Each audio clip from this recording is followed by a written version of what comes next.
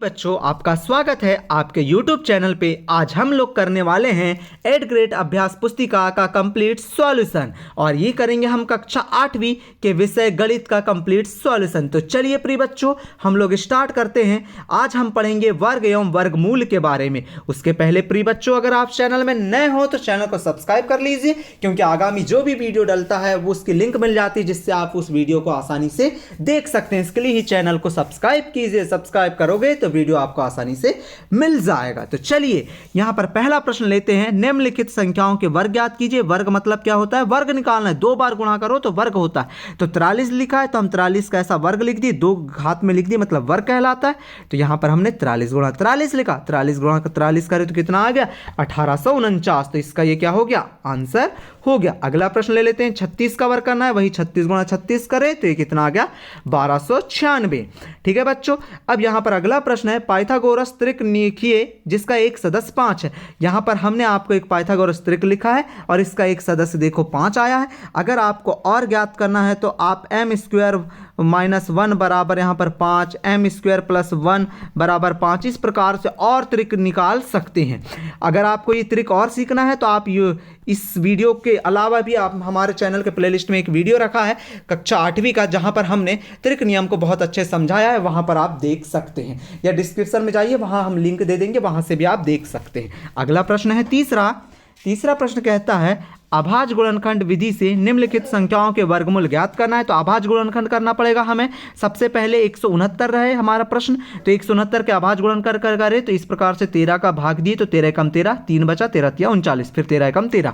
तो 169 के अभाज्य गुणनखंड क्या आ गए? 13 गुणा 13। तो 169 का जो वर्गमूल है वो कितना हो जाएगा? 13 हो जाएगा। ठीक है, इस प्रश्न का उत्तर 13 हो जाएगा। अगला प्रश्न लेते हैं। अगला है 1764। 1764 के आप इस प्रकार से गुणनखंड कर लीजिए, अभाज्य गुणनखंड।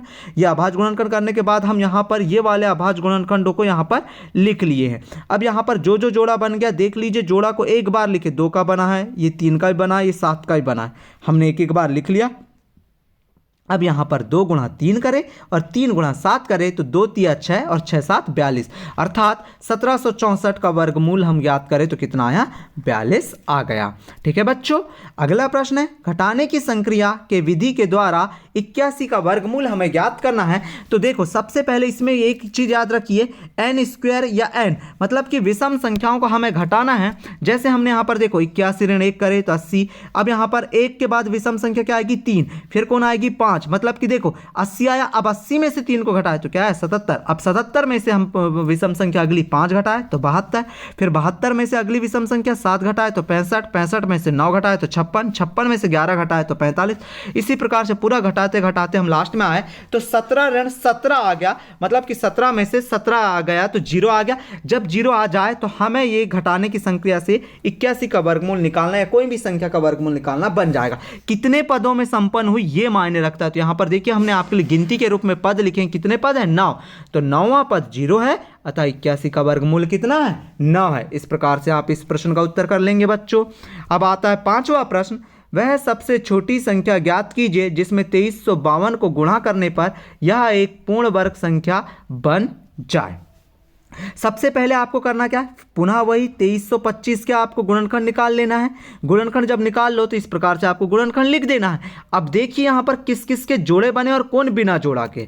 यहाँ पर देखो एक ही संख्या क्या है? 3 है। तो यहाँ पर हमें क्या बोला है? गुणा करने बोला, अर्थात हम 2352 में 3 का गुणा करें तो वह संख्या क्या बन जाएगी? पूर्ण वर्ग बन जाएगी। ठीक है बच्चों, जिसका जोड़ा नहीं बनता, यहाँ पर 3 का जोड़ा नहीं बना, इसके लिए हम 3 का यहाँ पर गुणा करेंगे। अगर हमें भाग बोलता तो हम भाग देते, लेकिन हमें क्या बोला है? गुणा करने। इसके लिए 300 मतलब कि 3 का इस जोड़ा नहीं बना, इसके लिए 2352 में हम लोग गुणा करेंगे तो ये वाली संख्या पूर्ण वर्ग बन जाएगी। ठीक है बच्चों, अगला प्रश्न लें। अगला प्रश्न है 6वां प्रश्न है।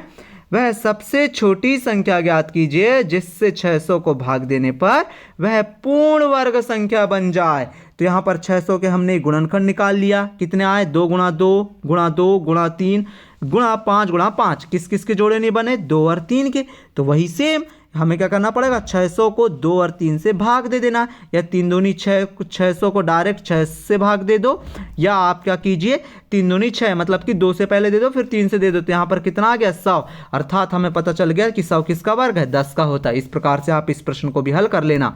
क्या हो जाएगा इसमें उत्तर, 2 और 3 हो जाएगा, या 6 भी बोल सकते हो आप लोग, ठीक है, 2 या 6। अगला प्रश्न है, भागफल विधि से 529, भागफल विधि से 529 का वर्गमूल ज्ञात कीजिए। देखो भागफल विधि में कभी भागफल विधि करना है तो 529 है तो इधर से जोड़े बनाते हुए चलो, तो 2 और 9 का एक जोड़ा बना, 5 का नहीं बना। अब 5 को देखो, ये जो 5 है वह किसके वर्ग के किनारे, 2 के वर्ग का करें तो कितना आता है, 4 करें, लेकिन 4 आता है। 3 का वर्ग करें तो कितना हो जाएगा, 9, 5 से बढ़ जाएगा, इसके लिए हम किसका लेंगे, 2 लेंगे।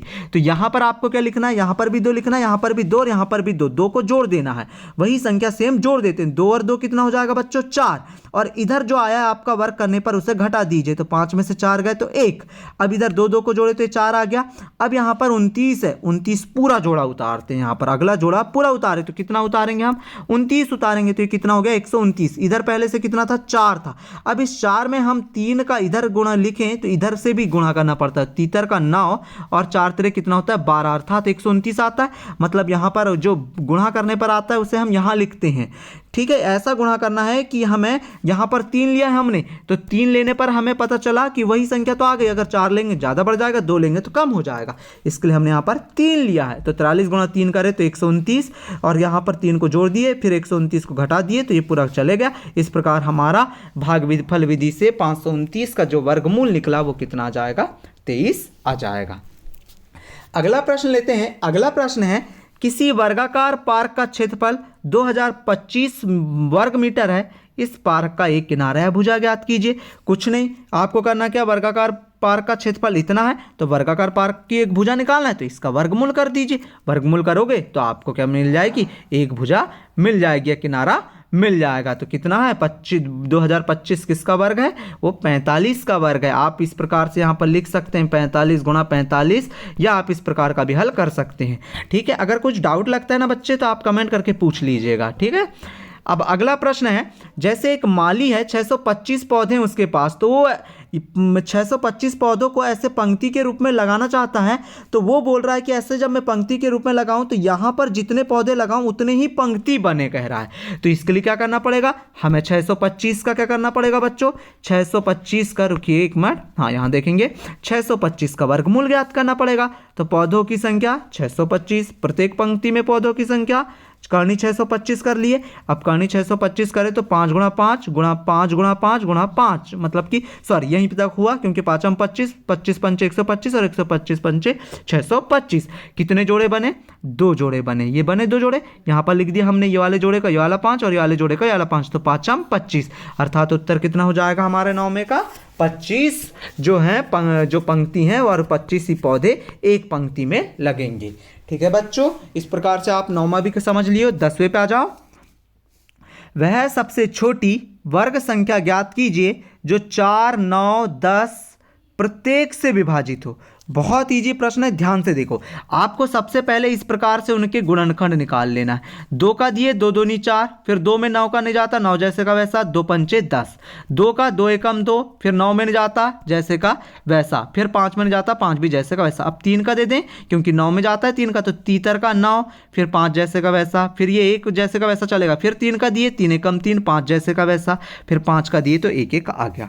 अब इस प्रकार से 4, 9, 10 का लघुत्तम समापवर्त कितना है, 2 गुणा 2 गुणा 3 गुणा 3 गुणा 5। इसका सब का गुणा कर लिए हमने तो कितना आ गया 180, क्योंकि 5 × 15, 15 × 45, 45 दूनी 90, 90 दूनी 180, ठीक है। तो यहाँ पर किसका युग्म नहीं है, यहाँ पर 5 का युग्म नहीं है, अतः 5 से गुणा करने पर वर्ग संख्या बन जाएगी। जैसे 180 को 5 से गुणा करें तो कितनी बन गया, 900 आ गया। और 900 किसका वर्ग है बच्चों, 900 किसका वर्ग है, कमेंट करके बताओ, जल्दी जल्दी कीजिए कमेंट। वह किसका वर्ग है, 30 का वर्ग है। तो इस प्रकार से इस प्रश्न का उत्तर कितना हो जाएगा हमारा, 5 हो जाएगा, ठीक है बच्चों। अगर अब बच्चों आपको कुछ भी डाउट लगता है तो आप कमेंट कर लीजिए, पूछ लीजिए। ठीक है बच्चों, आपको वीडियो कैसा लगा हमें कमेंट करके बताइए, और कुछ चाहिए आपको वीडियो के माध्यम से तो वो भी आप कमेंट कीजिए, हम आपको वह भी देंगे। तो मिलते हैं अगले वीडियो में बच्चों। प्लीज़ चैनल में नए हो तो पहले चैनल को सब्सक्राइब कर लीजिए, क्योंकि अगली लिंक जो भी डालेगी वो आपको आसानी से मिल जाएगा video. Thank you for watching student.